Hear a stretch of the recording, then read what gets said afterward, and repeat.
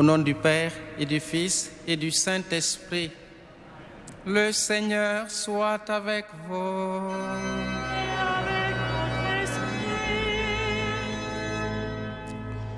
Frères et sœurs, nous sommes là pour célébrer la Sainte Eucharistie, source de grâce et de paix.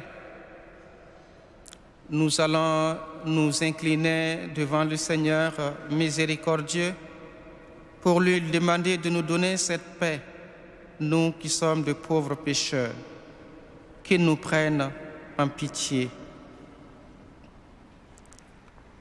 Je confesse à Dieu Tout-Puissant, je reconnais devant mes frères que j'ai péché en pensée, en parole, par action et par omission. Oui, j'ai vraiment péché. C'est pourquoi je supplie la Vierge Marie, les anges et tous les saints, et vous aussi, mes frères, de prier pour moi, le Seigneur notre Dieu. Que Dieu Tout-Puissant nous fasse miséricorde, qu'il nous pardonne nos péchés et nous conduise à la vie éternelle.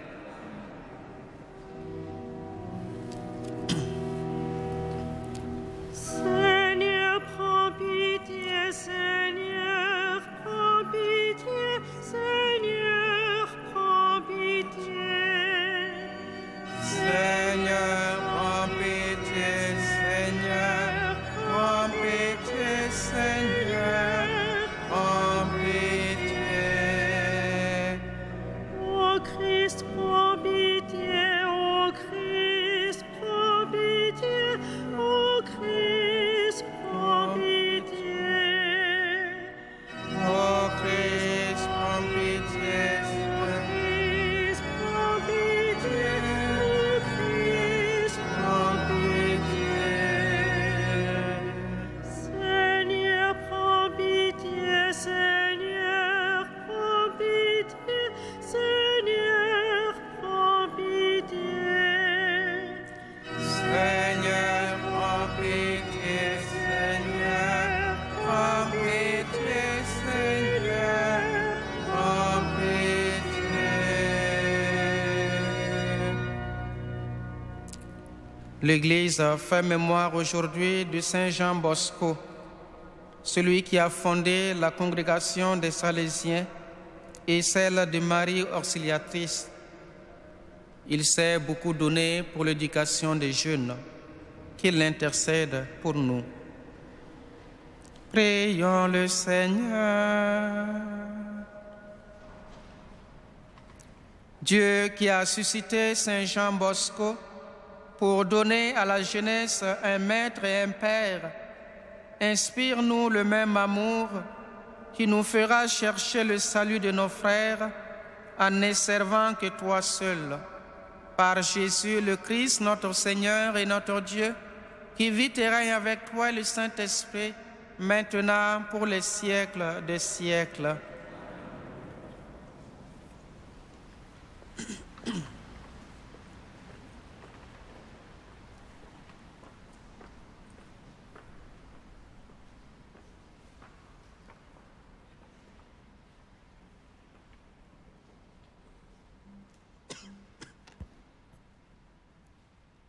Lecture du second livre de Samuel.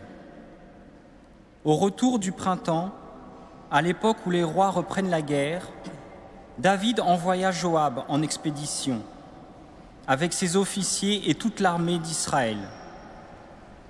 Ils massacrèrent les Ammonites et mirent le siège devant Rabat. David était resté à Jérusalem. À la fin d'un après-midi, après avoir pris son repos, il se promenait sur la terrasse du palais. Il aperçut une femme en train de se baigner. Cette femme était très belle. David fit demander qui elle était, et on lui répondit « C'est Bethsabée, fille d'Éliam, la femme d'Urias le Hittite. » Alors David l'envoya chercher. Elle vint chez lui, et il dormit avec elle. La femme conçut, et elle fit savoir à David « Je suis enceinte. » Alors David expédia ce message à Joab. Envoie-moi Urias le Hittite. Et Joab l'envoya à David. Lorsqu'Urias fut arrivé auprès de lui, David lui demanda comment allait Joab, et l'armée et la guerre. Puis il lui dit : Descends chez toi et repose-toi un peu. Urias sortit du palais, et le roi lui fit porter un des plats de sa table. Mais Urias passa la nuit à l'entrée du palais, avec les gardes du roi. Il ne descendit pas chez lui. On annonça à David : Urias n'est pas descendu chez lui. Le lendemain, David l'invita à manger et à boire à sa table, et il l'enivra. Le soir, Urias sortit et alla se coucher dans la salle des gardes. Il ne descendit pas chez lui. Le matin suivant, David écrivit une lettre pour Joab et la fit porter par Urias.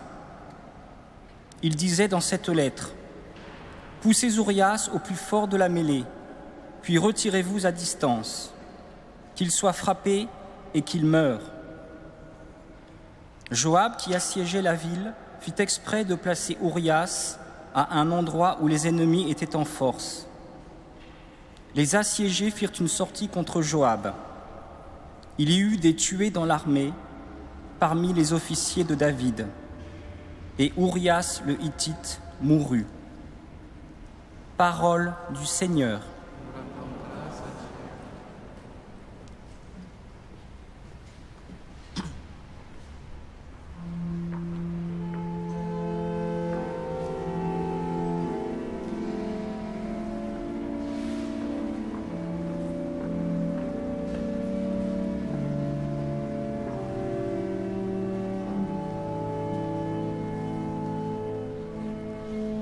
Pitié, Seigneur, car nous avons péché.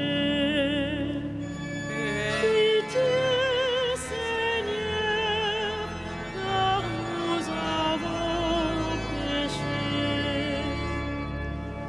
Pitié pour moi, mon Dieu, dans ton amour, selon ta grande miséricorde, efface mon péché. Lave-moi tout entier de ma faute, purifie-moi de mon offense. Pitié, Seigneur, car nous avons péché. Oui, je connais mon péché, ma faute est toujours devant moi. Contre toi et toi seul j'ai péché, ce qui est mal à tes yeux, je l'ai fait. Pitié, Seigneur, car nous avons péché. Ainsi tu peux parler et montrer ta justice, être juge et montrer ta victoire. Moi, je suis né dans la faute, j'étais pécheur dès le sein de ma mère. Pitié, Seigneur, car nous avons péché. Fais que j'entende les chants et la fête, ils danseront les eaux que tu broyais. Détourne ta face de mes fautes, enlève tous mes péchés. Pitié, Seigneur, car nous avons péché.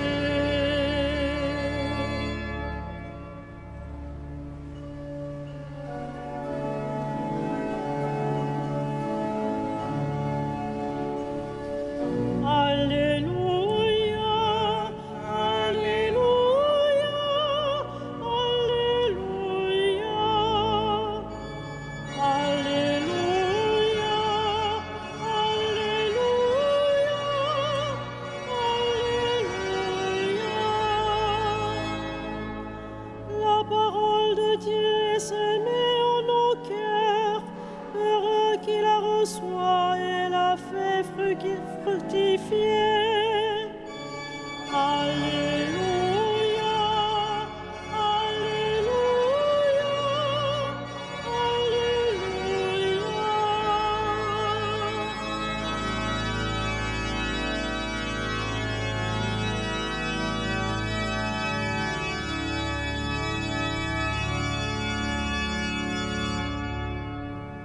Le Seigneur soit avec vous. Et avec votre esprit.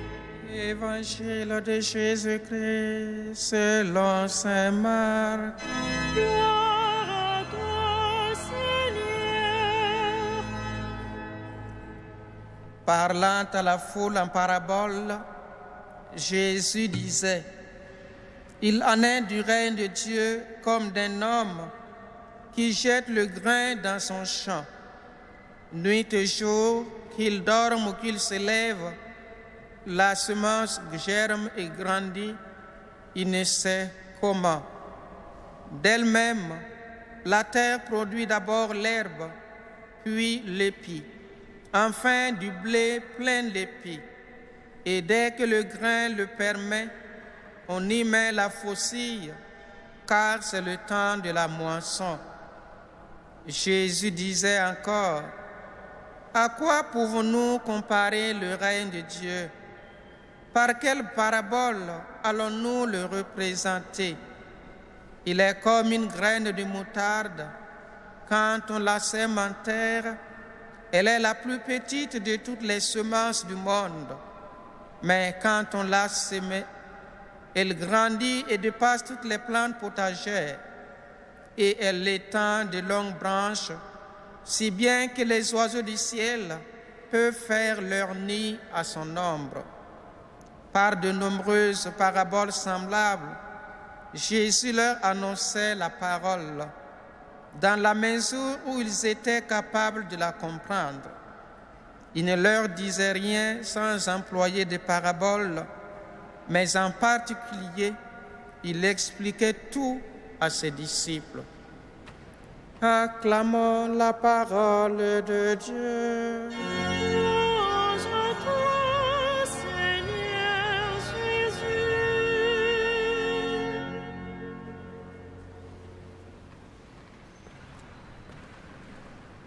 Frères et sœurs, sans doute que dans un moment de notre vie, nous avons eu affaire à des communications, à des formations que nous avons assurées à certaines personnes ou à des rendez-vous importants où il fallait communiquer. Et sans doute, dans ces moments difficiles, on cherche comment plaire, comment faire passer le message que je tiens à faire passer. La manière compte pour que ceux qui sont là puissent vous écouter et que la parole les pénètre. L'évangéliste Marc nous raconte comment Jésus, à sa manière, essayait de faire passer sa parole. Jésus, dit-il, leur annonçait la parole par de nombreuses paraboles semblables.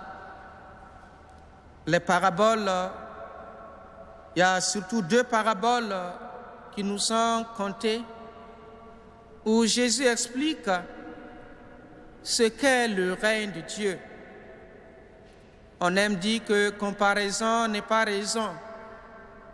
Mais Jésus, en comparant le règne de Dieu au grain jeté dans un champ, il veut nous faire comprendre comment le règne de Dieu, si petit soit-il, peut germer, grandir et donner la joie aux semeurs. Il compare également le règne de Dieu à une graine de moutarde, la plus petite des graines. On la sème elle devient plus grande quand elle pousse. Ainsi, en est-il du règne de Dieu? Qu'est-ce que le règne de Dieu pour nous? Le règne de Dieu est invisible à nos yeux. Il sera visible à travers l'Église, à travers la communauté chrétienne. Mais le règne de Dieu, c'est bien cette grâce, cette paix, la lumière que Jésus veut nous communiquer. C'est ça la parole qu'il tient à nous communiquer. Et celui qui se laisse toucher par cette parole voit sa vie fleurir comme le grain qui semé, pousse et fait donner la joie. Que le Seigneur nous permette à chacun de nous de vivre une expérience authentique avec la parole de Dieu, de la laisser agir dans nos vies pour qu'elle transforme nos vies. Marc nous dit que Jésus parlait en parabole. Il annonçait la parole dans la mesure où les gens étaient capables de la comprendre. Il y en a qui disent qu'il y a des choses cachées dans l'Église. Il y a des paroles que les prêtres cachent. Et personnellement, j'ai eu affaire à des gens qui sont venus me voir pour me dire: mon Père, je sais que vous savez la prière pour devenir riche. Ou bien la prière qui fait que je peux éloigner de moi tous mes ennemis. Et quand je lui dis, ce n'est pas vrai, il me dit, c'est faux. C'est parce que vous ne voulez pas nous dire. C'est pareil. Quand Jésus expliquait la parole, la parabole à ses disciples, pour eux, c'était pareil. Vous voyez ce que Saint Marc dit? Il ne leur disait rien sans employer de paraboles. Mais en particulier, il expliquait tout à ses disciples. Pourtant, la parole de Dieu n'est pas réservée à des simples initiés de l'Église. Elle est donnée à tous. Et Jésus nous a dit que tout sera clair un jour. L'Église s'efforce aujourd'hui de nous expliquer la parole de Dieu afin que nous puissions l'accepter, qu'elle produise de grandes grâces dans nos vies.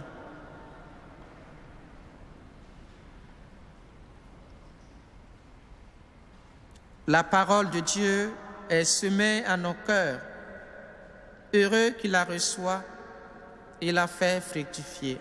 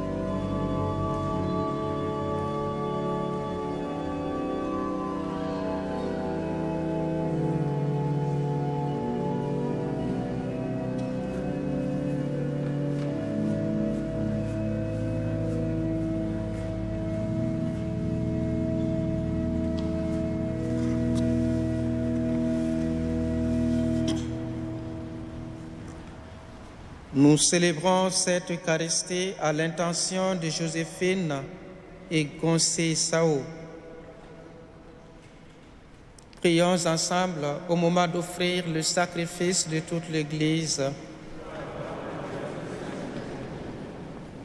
Dans ta bonté, Seigneur, accepte notre offrande, qu'elle soit sanctifiée et serve ainsi à notre salut, par Jésus, le Christ, notre Seigneur. Le Seigneur soit avec vous. Et avec votre esprit. Élevons notre cœur. Nous le tournons vers le Seigneur. Rendons grâce au Seigneur notre Dieu. Cela est juste. Vraiment, il est juste et bon de te rendre gloire, de t'offrir notre action de grâce toujours et en tout lieu. À toi, Père très saint, Dieu éternel, le Tout-Puissant, par le Christ notre Seigneur. En célébrant aujourd'hui la fête de Saint Jean Bosco, nous admirons ta sollicitude pour ton Église. Par l'exemple qu'il a donné, tu nous encourages. Par son enseignement, tu nous éclaires. À sa prière, tu veilles sur nous. C'est pourquoi, avec les anges et tous les saints, nous proclamons ta gloire en chantant.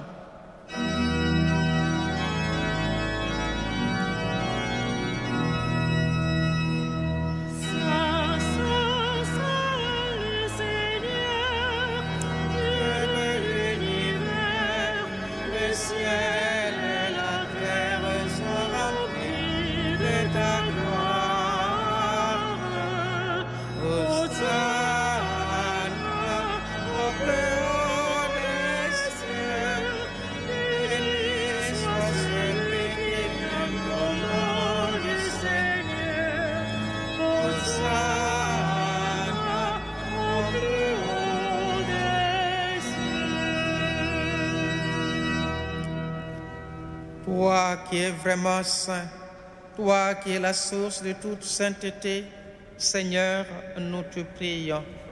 Sanctifie ces offrandes en répandant sur elles ton esprit, qu'elles deviennent pour nous le corps et le sang de Jésus, le Christ, notre Seigneur.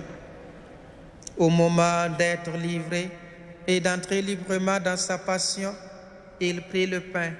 Il rendit grâce, il le rompit et le donna à ses disciples en disant, « Prenez et mangez-en tous, ceci est mon corps livré pour vous. »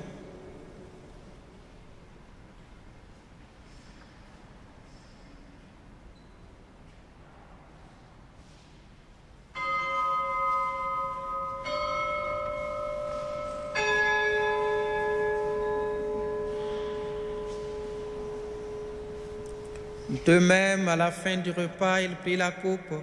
De nouveau, il rendit grâce et la donna à ses disciples en disant, « Prenez et buvez-en tous, car ceci est la coupe de mon sang, le sang de l'alliance nouvelle et éternelle, qui sera versé pour vous et pour la multitude en rémission des péchés. Vous ferez cela en mémoire de moi. »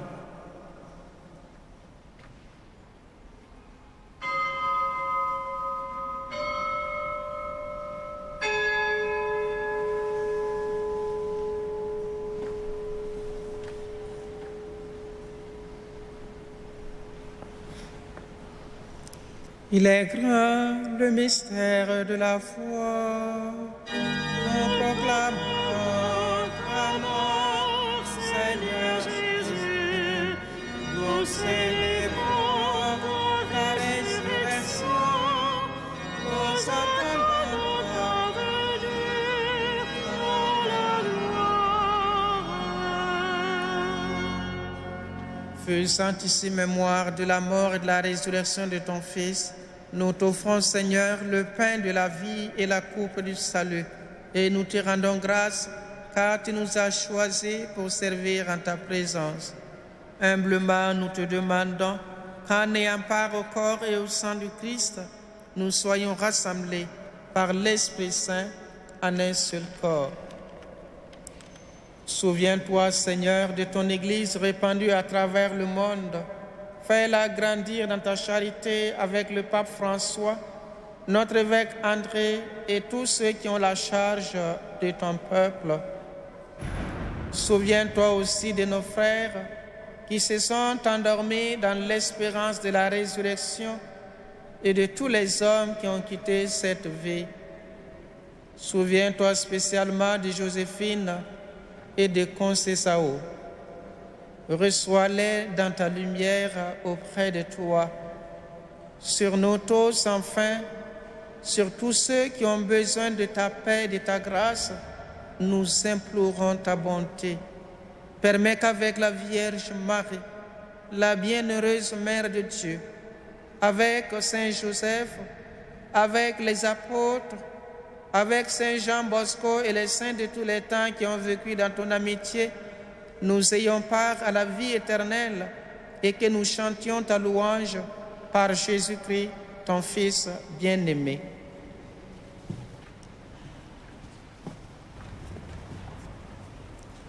Par lui, avec lui, en lui, à toi, Dieu le Père Tout-Puissant, dans l'unité du Saint-Esprit, tout honneur et toute gloire pour les siècles des siècles.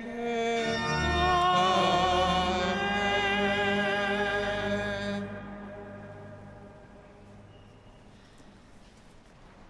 Comme nous l'avons appris du Sauveur, et selon son commandement, nous osons dire, Notre Père, qui es aux cieux, que ton nom soit sanctifié, que ton règne vienne, que ta volonté soit faite sur la terre comme au ciel. Donne-nous aujourd'hui notre pain de ce jour. Pardonne-nous nos offenses, comme nous pardonnons aussi à ceux qui nous ont offensés. Et ne nous soumets pas à la tentation, mais délivre-nous du mal. Délivre-nous de tout mal, Seigneur, et donne la paix à notre temps. Par ta miséricorde, libère-nous du péché. Rassure-nous devant les épreuves, en cette vie où nous espérons le bonheur que tu promets et l'avènement de Jésus-Christ, notre Sauveur. Car c'est à toi qu'appartiennent le règne, la puissance et la gloire pour les siècles des siècles. Seigneur Jésus-Christ, tu as dit à tes apôtres, je vous laisse la paix, je vous donne ma paix. Seigneur, ne regarde pas nos péchés, mais la foi de ton Église. Pour que ta volonté s'accomplisse, donne-lui toujours cette paix et conduis-la vers l'unité parfaite, toi qui règnes pour les siècles des siècles. Que la paix du Seigneur soit toujours avec vous. Frères et sœurs, dans la charité du Christ, donnez-vous la paix.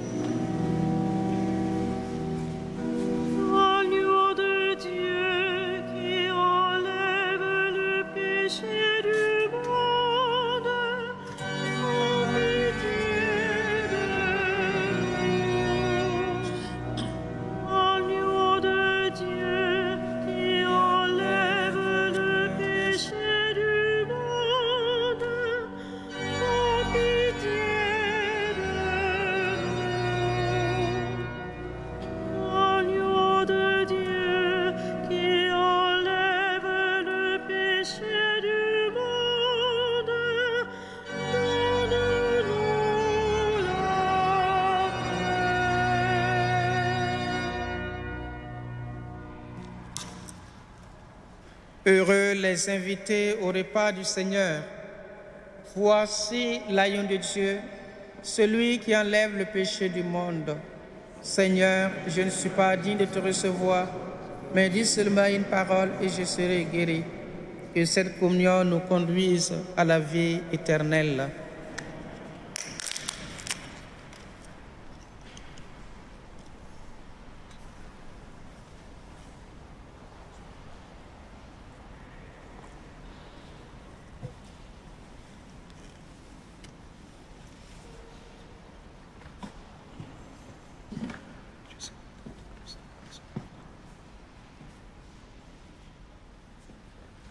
Yesus Kristus dan Mântuitorul tău. Amen.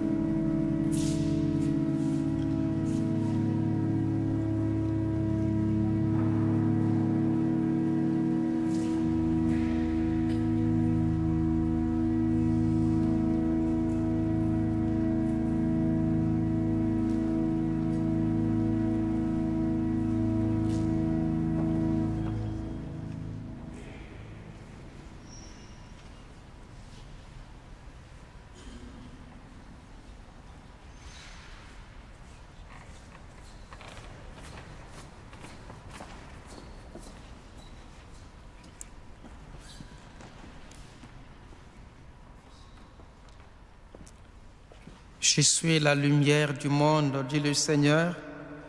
Celui qui me suit ne marchera pas dans les ténèbres, il aura la lumière de la vie. Prions encore le Seigneur.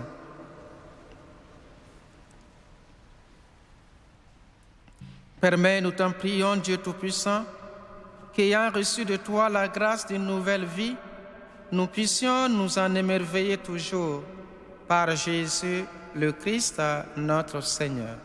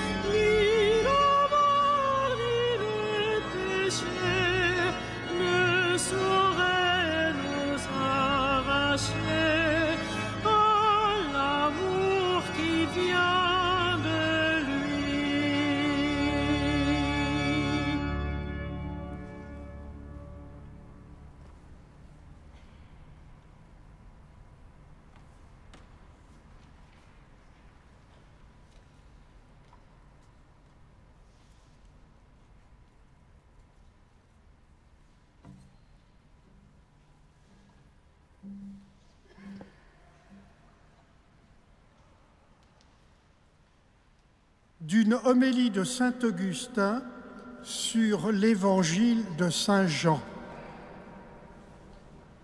Des soldats vinrent donc, et ils brisèrent les jambes du premier, puis du deuxième des condamnés que l'on avait crucifié avec Jésus. Mais quand ils arrivèrent à Jésus, voyant qu'il était déjà mort, ils ne lui brisèrent pas les jambes, mais l'un des soldats ouvrit son côté avec sa lance, et il en sortit aussitôt du sang et de l'eau. L'évangéliste s'est servi d'un mot soigneusement choisi.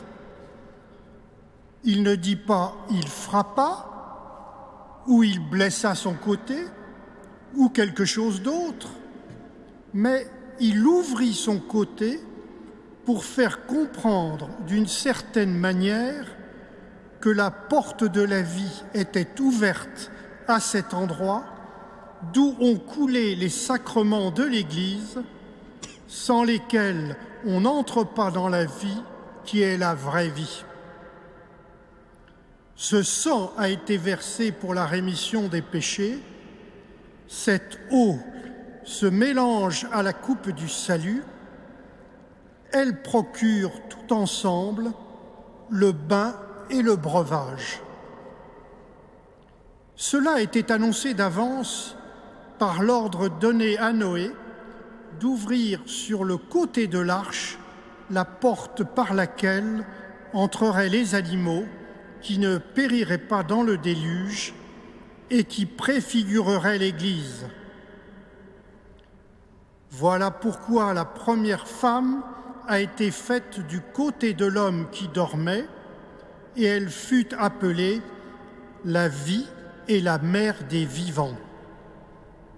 Ce fut l'indication d'un grand bien avant le grand mal de la prévarication.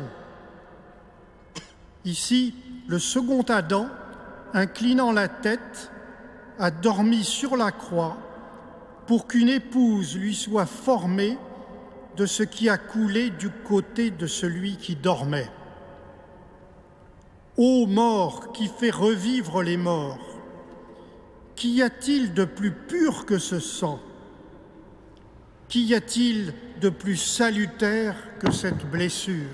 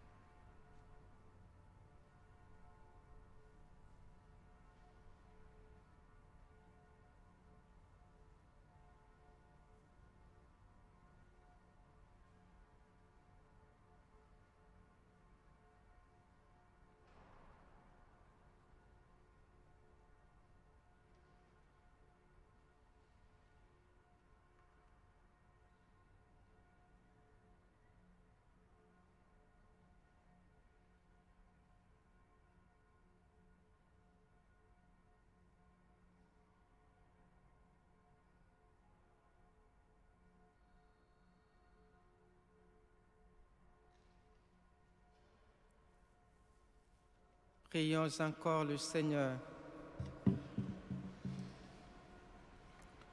Tu as voulu, Seigneur, que tous les hommes soient sauvés par la croix de ton Fils. Accorde à ceux que tu as régénérés par l'eau et l'Esprit de goûter au ciel les bienfaits de ta rédemption.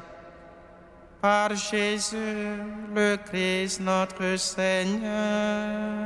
Amen.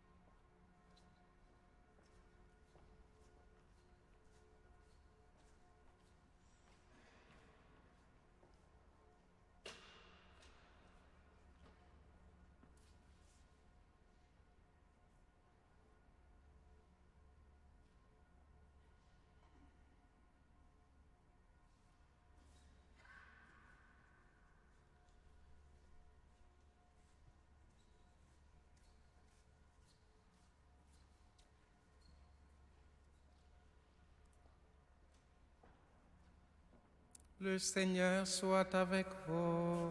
Et avec votre esprit. Que Dieu Tout-Puissant vous bénisse, le Père, le Fils et le Saint-Esprit. Amen. Nous disons merci aux deux pères de Malte qui sont venus concélébrer avec nous. Thank you very much. Allez dans la paix du Christ. Rendons grâce à Dieu. Et maintenant, comme d'habitude, nous chantons notre mère, la Vierge Marie. Salve Regina, Mater